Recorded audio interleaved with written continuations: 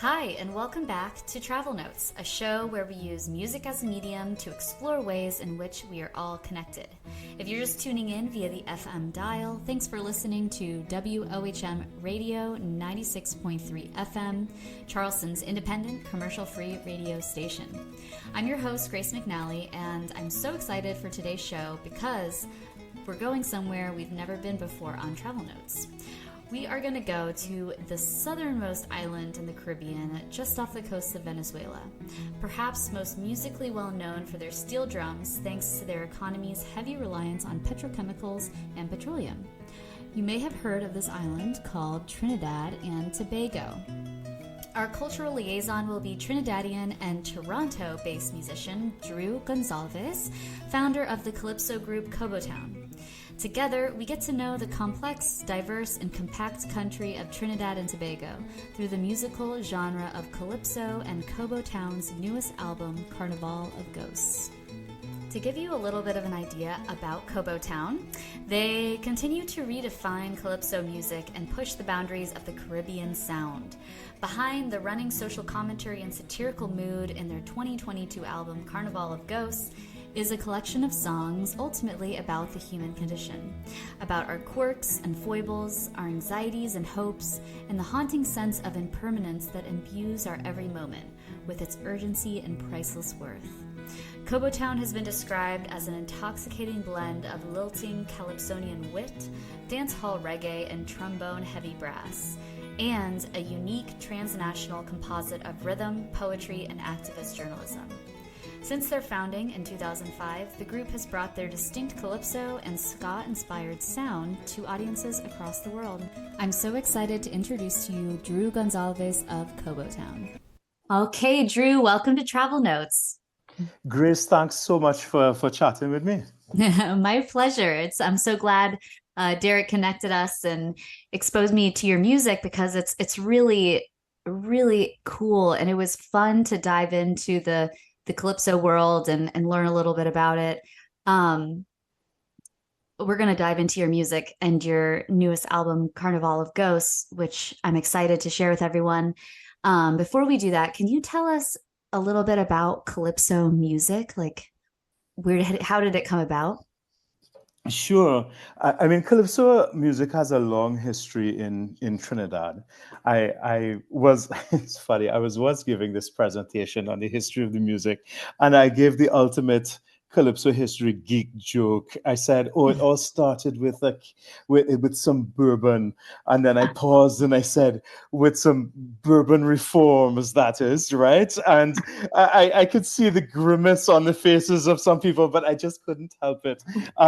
Trinidad was this like backwater colony of the Spanish Empire, right? And towards the latter part of the 1700s, like the Spanish got the sense that the English were eyeing it rather greedily, so they decided to populate it and boost the population. And they did this, and it was during these Bourbon reforms that were reforming their colonies, and so they encouraged this migration from the French islands. They wanted fellow Catholics to settle in Trinidad, and it was around the time of the stirring up of the Haitian Revolution.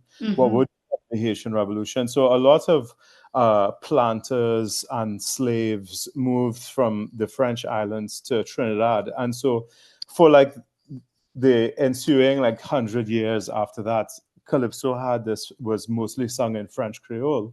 And even though the island was captured by the British, they still kept encouraging these French planters to come because they were developing, the cocoa and then later the sugar industry. And then, so the island had this French Creole character despite never being ruled by France, but they had all of this creolized West African influenced and French Antillean influenced music that came to the island. And so, over time, what started off as more like call and response chants, something that we called lavways, started to do two things, like started to grow into these more topical, longer, like storytelling forms of songs. And then they started being sung in the English language as, the island became over a couple generations, like a majority English speaking island.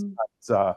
And so Trinidad, like, it's been in Trinidad, calypso is called many things. One of the things it's called is the people's newspaper, because it was a Mhm. way that people heard about things, everything from global events to gossip and innuendo and whatnot.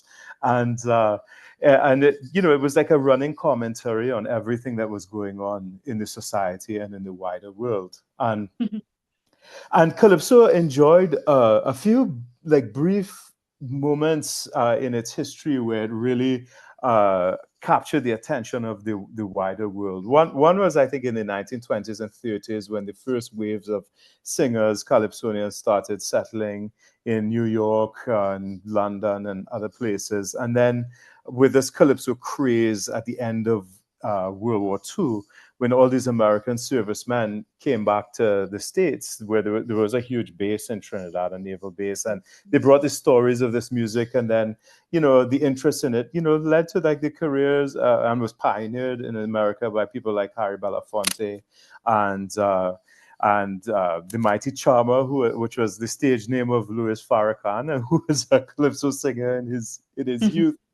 So I yeah, so and so it went through this period where it was very, very popular, and then it sort of faded away again, and then a few years ago, Calypso Rose's album really blew up in Europe, and it also had a moment of popularity then. But all along, as this has been happening, in Trinidad, you know the venue that Calypso is sung is called a tent. And the I always encourage anybody who's going to go to Trinidad and go to Calypso tent. I always say, read the news for like 2 weeks before, because especially the local news, because then you'll get all the names and that they're commenting upon, it's so much more fun when sometimes if they're talking about local stuff, what they're talking about. And so yeah, and there's this calypso tent scene that has always existed in Trinidad and in other islands, and of course everywhere there's a diaspora, there's a calypso scene here in Toronto as well. um, and which of course, uh, that's of course where you see the music also always fulfilling its original function, which is to amuse and entertain, but also to provoke people to think and look at things from different angles. And yeah, and I hope that was not too rambling a history of the No, oh my gosh, I love that. Was so perfect and so interesting, and I loved that you gave really a nice background on it. Um, so, and you touched on this a little bit, but who would you say were some of the first calypso musicians in society? So the first calypso musicians that we know about are really from the early 1800s there and mid 1800s. There was a fellow that went by the name of William the Conqueror, Uh-huh. and another fellow called Norman LeBlanc, and somebody called Tijan, another fellow called Grosjean. And that was the earliest calypsonians. And what's very interesting is that they came from very opposite uh, sides of society. William the Conqueror was a planter, and Grosjean was a slave, right, born as a slave. And one of the things I've always found interesting about calypso is that it's really the product of a country with a very complex history. It's very hard to boil it down to boil it down to like simple dichotomies, Yes, and oh sure, sure. uh, and it's it's a multifaceted music of a very multifaceted island. Uh and so yeah, moving down the years, the I remember the one I just mentioned, William the Conqueror. I think he was known, or Norman LeBlanc, for was some of the first few calypsos that were like written down. The lyrics were published, and they were mostly unflattering ditties about the current English governor. Mm. And then later on, they had fellows like Lord Executor, and Oh, wow. in the 1920s and 30s was the era of Roaring Lion, and then these all collectively became known as the Old Brigade, and the old, very folkloric character of calypso that had carried on like melodically from the French islands was very, very dominant in that music. And then after, in the 1950s or so, was the rise of like the Lord Kitchener and the Mighty Sparrow and this generation of calypsonians that called themselves the Young Brigade. And they experimented a lot harmonically. They really changed the types of chords and the approach to melodies in the music. It became much more varied during that time.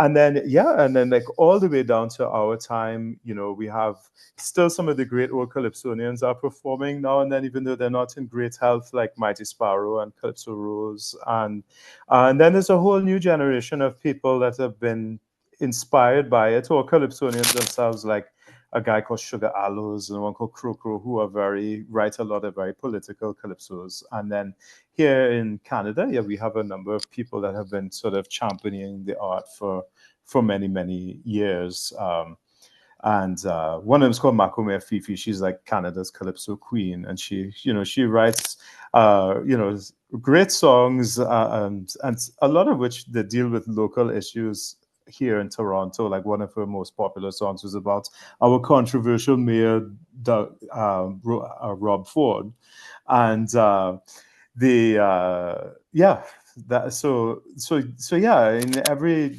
generation, I think, going back to the early 1800s, has produced its own crop of calypsonians. And calypso, interestingly, was always influenced by music from the outside. Mm. It's in the 1920s, it's very influenced by American jazz and big band. In the 70s, you could hear a very disco and funk character Cool. to calypso. And so it's a music that's always like absorbing new stuff into itself. Sure. It's pretty fascinating. One thing I really didn't know, that there is these like satirical, they sound a little bit satirical, some of them, like though some of the earlier ones you were mentioning, names of the calypso artists. Is that Yes, on purpose or? yes, absolutely. Calypso is part of this whole defiant kind of like culture that probably came out of stick fighting in Trinidad. Carnival used to be dominated by groups of stick fighters that used to meet each other at various parts of the city, and there'd be groups of them representing different neighborhoods, and they always took on these really fearsome names for themselves, and yeah, and also odd names. Like some of them are called like, Le Maribong, which means like the wasps, because of the sting of their sticks. And another group called itself Free Grammar, like English grammar. And Oh, that's I don't know what inspired that title. Um, but but interestingly, steel bands also had these fearsome names like the Desperados and the Renegades and the Invaders. And there was a big steel band in the early days called the Red Army. And Calypsonians, yeah, were always like that. Like one of the first ones we know of was called William the Conqueror, and yeah. one of the great Calypsonians of the 30s and 40s, where he called himself Attila the Hun, and he was actually the deputy mayor of Port of Spain, and he wrote a history of one of the first histories of the music as well too. Wow, so fascinating. I am like totally loving this. So one of the things you mentioned with the stick fighting reminded me of capoeira in Brazil, and how, and I don't know if there's any cultural, potentially, I mean, the West African influences potentially and roots there, but how capoeira art, martial artists they have like their own names too. Usually I'm not aware of like how, if they're what kind of nature, if they're kind of more um what kind of names they would be, but I know that you get like a name when you do capoeira, which sounds like similar in the stick fighting, which is cool. It is very much similar in the sense too that they're both a fighting art and a musical art because Yes. like just like capoeira's accompanied by all its percussions and singing, uh calenda, which is the stick fighting art of Trinidad, which is going through a bit of a revival now. It also had the same thing. Groups of drummers would gather in a circle, and then on each side, representing both contestants, there'd be also a singer, like two singers representing each of them, and they would like sing these boasts and taunts of like the prowess of their own stick fighters, and they would mock the other side, and the calypso grew out of that music. It was that taunting, mocking, stick fighting music that eventually turned into what we call calypso. And so yeah, the comparison with capoeira is a really good one. Amazing. Well, and I would love to segue and talk about your personal connection to this music. Like, what drew you to the calypso? Um, you know what? I was really drawn to it in my adolescence. After I left Trinidad in my early teens, in the middle of high school, and until that point, I was not very interested in it, even though I heard it all the time. I mean, we lived down the street. Lord Kitchener lived up the road from us, and it was, of course, everywhere, heard everywhere in Trinidad. But my aspirations as a kid was to be a heavy metal musician. I had a little heavy metal band Nice. with my friends, and we didn't have the best instrumentation for that type of music. We had some broken down quattros and an improvised drum kit, but anyway, when I came to Canada, I really I was a bit, for lack of a better word, like shy and maladjusted, and I miss home a lot, and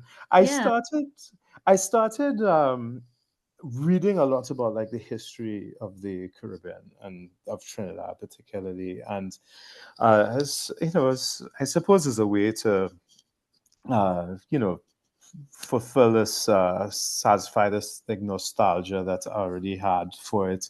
And uh, one of my friends gave me a recording of old time calypsos, and it was a compilation of calypsos from the 1920s onwards. And I was completely blown away. I mean, and the thing that captured me really about it was that it could be very serious without taking itself too seriously, and it could be dress heavy things without losing its sense of humor. And I found that very captivating about it. And after that, anytime I'd go back to Trinidad to visit my father, who remained down there, he would take me, or we'd go to Calypso tents where I would get to see it live, and I had. Yeah, and but I came to the music from outside of it. Some people like Calypso Rose. I worked with her on her last recording, and she told me how she got her name from the Lord Pretender because as a little girl she hung around the tents as a young girl, and just I don't have that type of connection with it. It's something that I found from the outside. I went hunting for old records and CDs and in music stores used that sold used LPs and whatnot, and I ended up uh, as I was already, a musician writing songs, it just started, flooding into my music, all this calypso influence, and then so when I started, Kobo Town was a very conscious attempt to go to the roots of the music and find inspiration to make new music from it. sure. That's awesome. And I was actually my next question is about the name of your band, Kobo Town. Where does it come from? Does it have yeah. It it comes from a neighborhood in Trinidad that doesn't really exist anymore. But it kept popping up over and over and over in the history of Calypso, this neighborhood called Kobo Town, where all of these uh, all of these performers came from, all of these performances happened, and it was two things. It was a center for a lot of the stick fighting matches that were happening, the calendar fights, but it was also close to the wharf, so it was also a place where it was frequented by sailors, And sailors back then were a great means of transporting songs from one place to another. They would arrive in Trinidad with these songs from Jamaica and Panama and Central America and Barbados, and then they would and then it would they would carry the songs back with them. So a lot of these calypsos found themselves into the folk musics of other islands and countries as well too.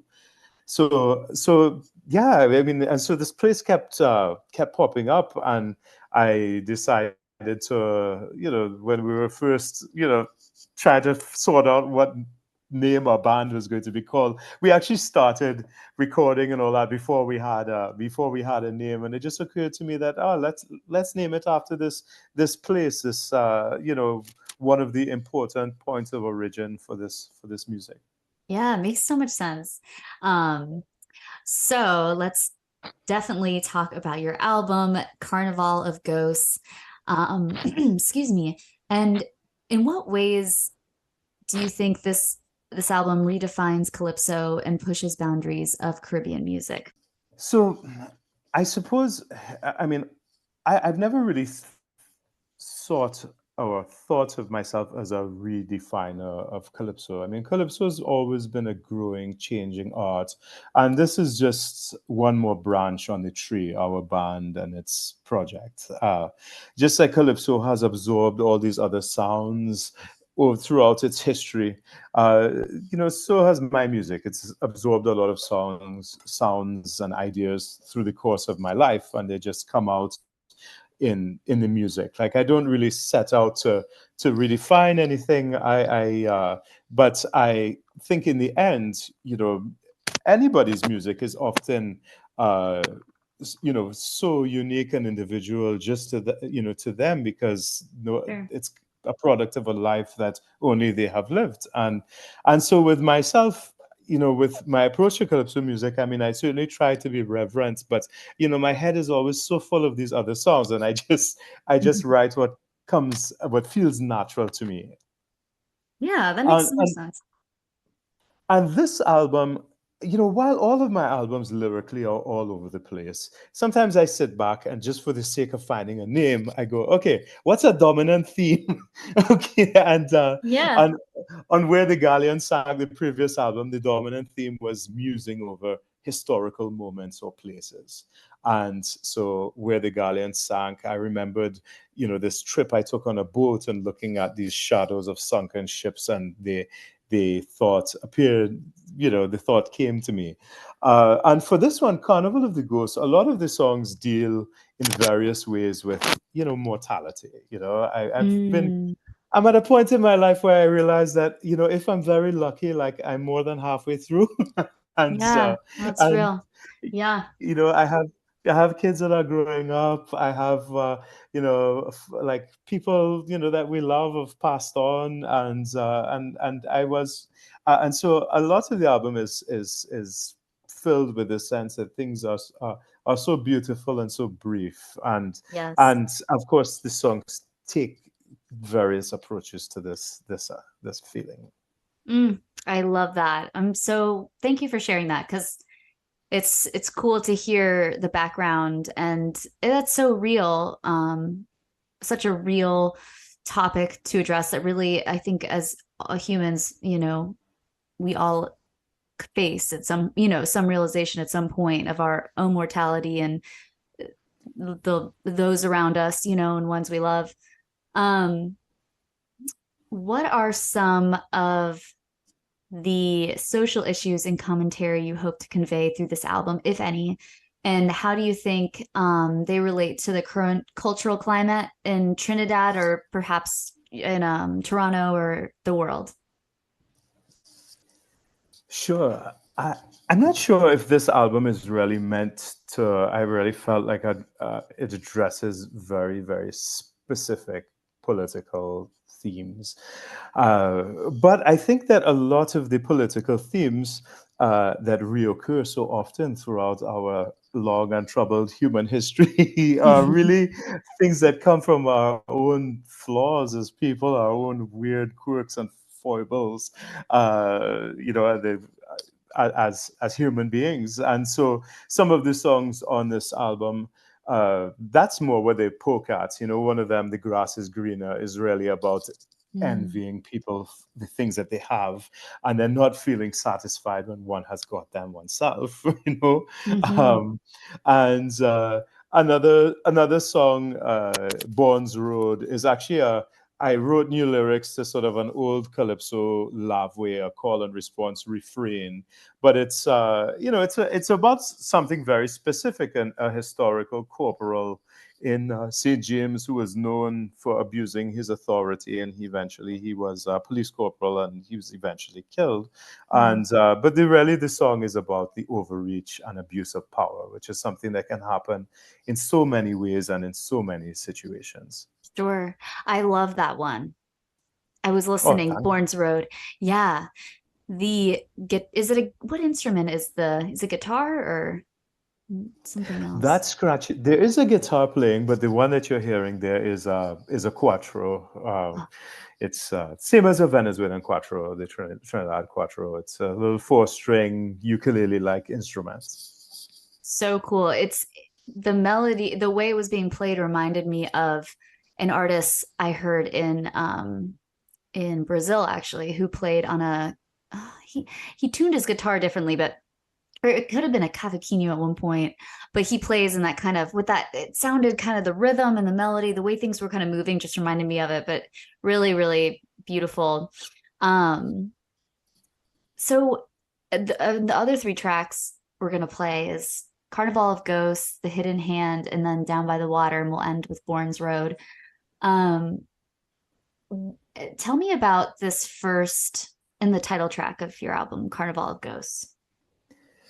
Sure. This I always tell people that for me, my favorite calypso sounds like gossip, or it sounds like tall tales. And so this song is a bit of like a dream sequence, and the idea is that the singer, the protagonist, has passed out because he was feeling sick or faint or out of drunkenness at carnival time.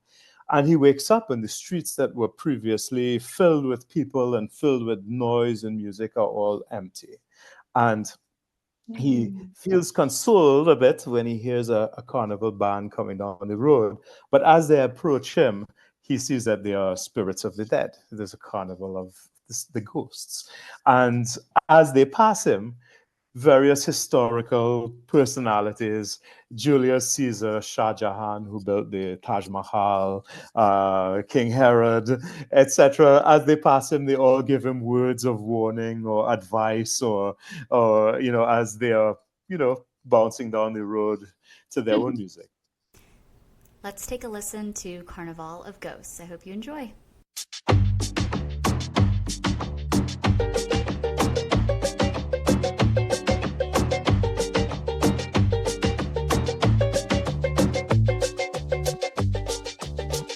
One carnival, I was jumping with a band. Started feeling faint and passed out by the stand. I don't know how long I lay there on the ground, but when I came to my senses, there was no one else around. It was the dead of night when I scrambled to my feet. The wind howling like a beaten dog dragging rubbish down the streets. I heard the shuffling of feet, the rattling of bones, saw the whole place bathed in a spectral glow. And as night follows day, it was the spirits of the dead come out to play. I was a man from the land of the living, and I thought my senses were deceiving, cause I was seeing but was not believing what was happening all around. You could imagine how I was trembling to see all them jumbie assembling, then to notice some of them resembling people I heard about. In a big green turban was Shah Jahan, quarreling with a young woman. He said, girl, you make me ball. I can't believe for you I built the Taj Mahal. King Herod say, hey boy, don't fret. Your SC don't dish for woman yet. For 2,000 years now I never ate, since I put John the Baptist's head on a plate. I was a man from the land of the living. You could imagine just how I was feeling. My knees were knocking and my mind was reeling, too frightened to scream. You could imagine just how I was shaking. So I feel like a man of forsaken, hoping that he was just awakened from this dreadful dream.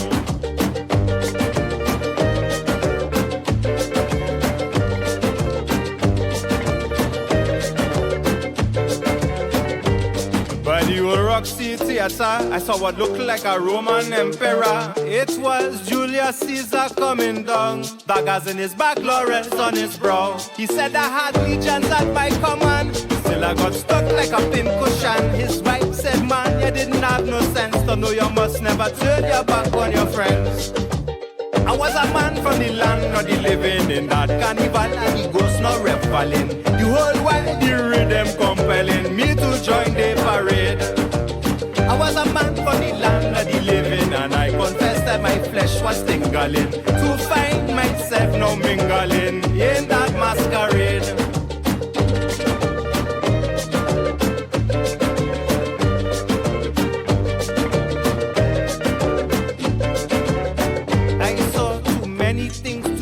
Shaka Zulu whining on Catherine the Great, Genghis Khan and Casanova arguing who was the greater conqueror. They were prancing all around when there was a commotion in the crowd. It was King Henry VIII running for his life, chased down the road by 6 angry wives. I was a man from the land of the living. You could imagine how it was upsetting to know there was no way of getting back to my native land. You could imagine just how I was grieving, to know there was no way now of living. So I had to abandon the plan and go jump in the dead man band.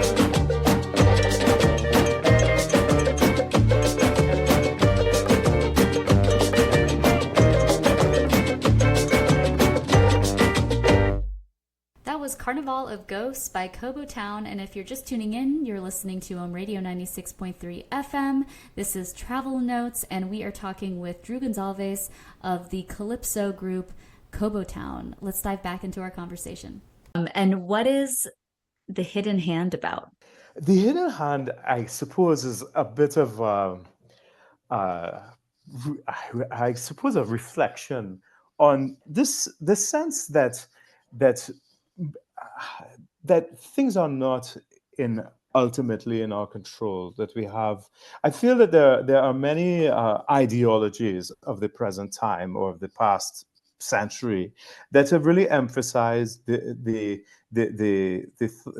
idea that things are predetermined, by forces that are ultimately out of the control of the individual, and so I guess The Hidden Hand is a bit of a criticism of that, and of these deterministic ideas that rob the person of their agency and the feeling that their actions and their choices matter in this world. Let's take a listen to Hidden Hand.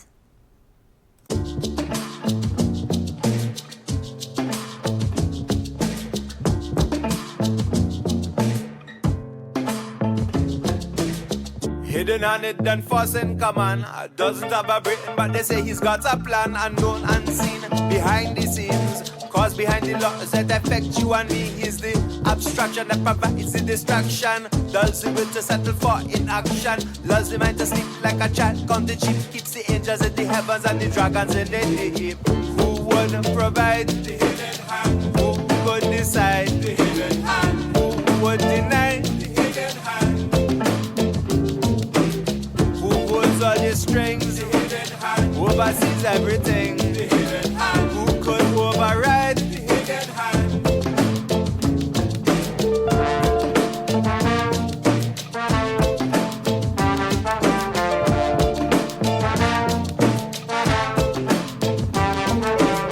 The hidden hand has no tears to flow. No heart guides the hand that wields control over the fate of states, the lives of men. To make his ends their means and all their means his end. He's the locomotive that supplies the motive to divide the flock between the lost and chosen, to decide who the accidental birth will leave out in the dark or inherit the earth. Who would provide the hidden hand? Who could decide the hidden hand? Who would deny the hidden hand? Who holds all the strings? The hidden hand controls everything. The hidden hand who could get to divide. Hidden hand.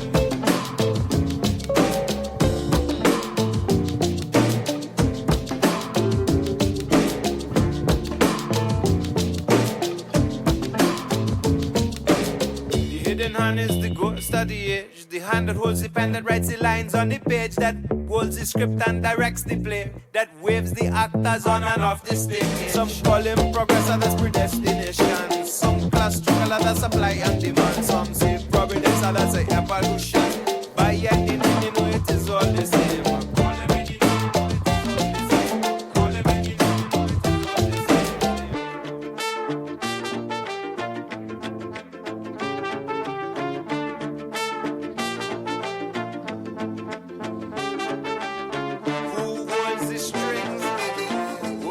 Everything. Who could deny?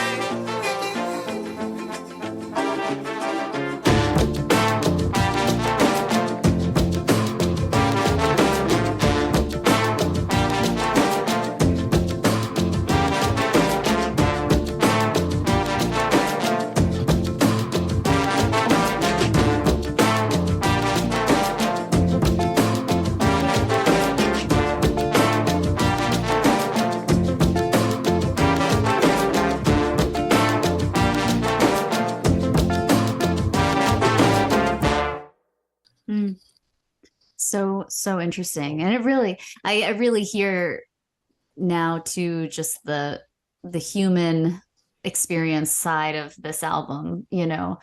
And then the final track, Down by the Water, is there anything you want people to know about this one before we play it? The image that opens this song, the ashes falling into the waves, is something that comes from my family. Actually, there's a bay off one of the bocas. These are the small islands between Trinidad and Venezuela, and it's a bay where a lot of my family's ashes have been put to rest. I guess they had a family cottage there when they were growing up, and it was very dear to them. And so some of my uncle's ashes have been put there, and but I guess the song really is about the hope that after this life is done, you know, and the veil is lifted, that that you know, we'll see once again those whom we have loved in this life and lost. Oh, I love that. Man, it has been such a pleasure hearing about your music and just the history of calypso. You've done such a beautiful job of talking about it, really. And thank you so much for being here and for coming on the show. Thank you so much, Grace, for having me. My pleasure. Okay, so before we go, what projects are you working on, or do you have coming up, and any upcoming tours? Oh, sure. So the upcoming project, we do have an upcoming tour. It's starting actually tonight in Toronto, and we're going to be going through several Canadian cities out west and out here in Ontario, and then we have a couple of shows in Europe, in Scandinavia, and in Germany and the Netherlands. So so from now to mid-August, we're going to be on the road quite a bit. But I have been writing a new body of work. Right now, tentatively, I'm calling it a Calypso Contramundum, which my bandmates think the Latin title, which means versus the world, is a little pretentious. But so it's a Calypso versus. So Calypso versus the world. And most of my previous records have been, they've mused over these deep, wider themes like mortality on this last record, the shortness of life, the brevity of life, on history and the weight it throws on the present and the previous one, and etc. But this one is an attempt to really return calypso to its catchy roots as a source of like immediate social commentary, humorous social commentary. So for this one, it looks at things that are much more specific. There's a song called A Pill for That, which is kind of about the machinations of the pharmaceutical industry. Another song is about, this like our tech and like screen addiction, and there's and for this one, I really set out. I thought thought, hey, if Roaring Lion or the Atelier de Han or one of these great calypsonians of the past was here today, how would they write and what would they write about this bizarre, odd world that we live in now?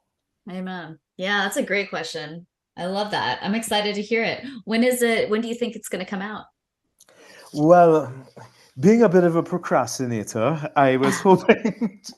I can relate. I'm going to say that next spring. Okay. And but most of my promises about the timely delivery of things are empty ones. So we'll see what. But TBD. But yeah. I'm hoping for a release before next summer. Okay, amazing. And where can people find you online, follow you on social media, all that good stuff? Sure. We have a Facebook page and an Instagram page. Then all the music you can hear on Spotify or on Bandcamp or just on our website. I think you can listen to all our stuff. Yeah. There's a YouTube page. I'm still wrapping my head honestly around the social media thing. It's something I struggle with, but yeah, from time I am trying to get better at making people aware of what we're doing. Sure. Well, it's a lot of hats to wear too. But yeah, you can find on all the typical social media platforms. There's stuff. Amazing. And it's Kobo Town, Kobo, and then Town. Yes. Well, Drew, thanks again. This has been such a pleasure. Oh, the pleasure's been mine. Thank you. And that concludes the interview portion of today's show. I am going to leave you with the final two tracks off of Carnival of Ghosts that we talked about today. The first being Down by the Water, and then the second track and the last track is called Bourne's Road. I want to say a huge thank you to everyone who's been listening and who tunes into the show regularly, or even if this is your first time. We're so glad you're here.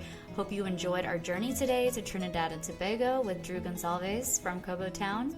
And if you liked today's episode and want to hear more, you can find us on all streaming platforms under Travel Notes and online and social media under Travel Notes Podcast.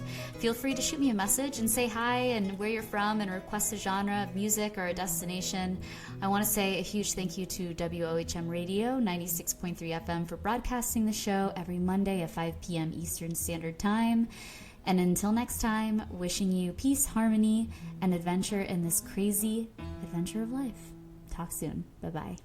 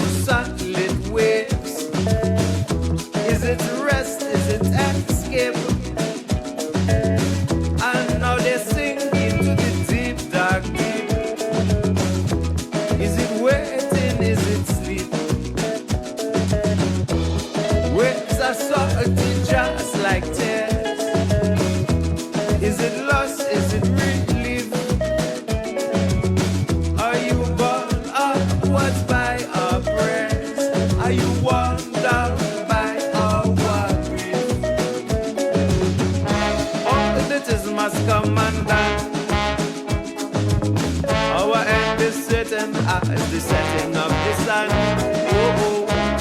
all that wakes must come to sleep. Our days are left, they are not ours to keep.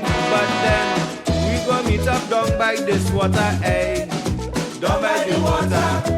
When this day is over, down by the water, we go meet up down by this water, down by the water. When this day is over, down by the water.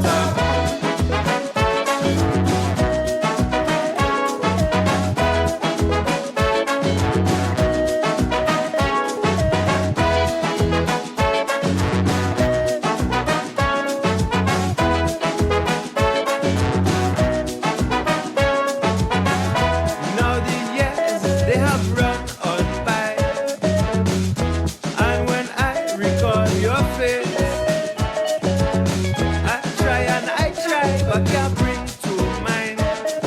the lines, which time has he raised? All that is must come undone. Our end is certain at the setting of the sun. Every day must come tonight, until that veil is torn, which now blocks outside. We go meet up down by the water edge. Down by the water. When this day is over. Down by the water. We go meet up down by the water edge. Down by the water. When this day is over. Down by the water. We go meet up down by the water edge. Down by the water. When this day is over. Down by the water. Down by the water. Down by the water.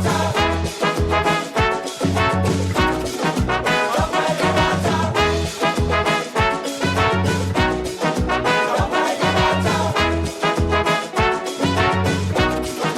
Down by the water.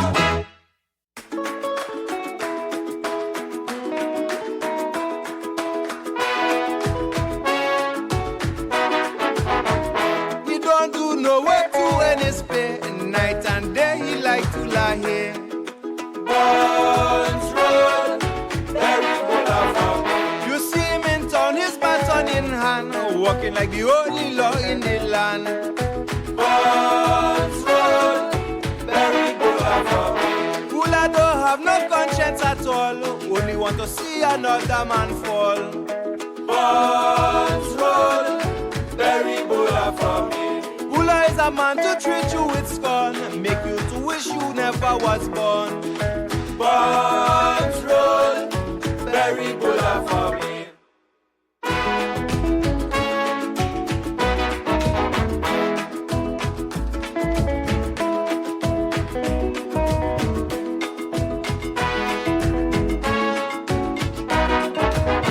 He breaking your ribs, he choking your neck, he taking the life he swore to protect. Buns road,